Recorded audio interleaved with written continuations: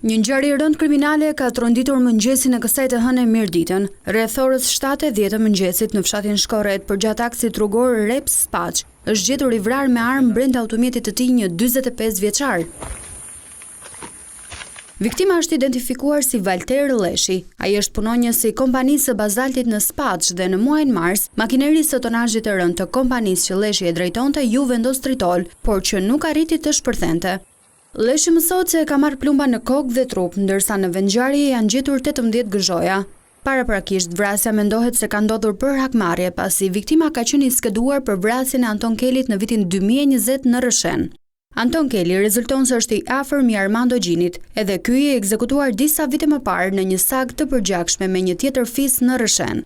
Ndërkohë është ngritur një grup i posaçëm hetimor dhe po punohet për administrimin e çdo prove që do t'i shërbejë hetimit me qëllim zbardhjen e plotë të ngjarjes.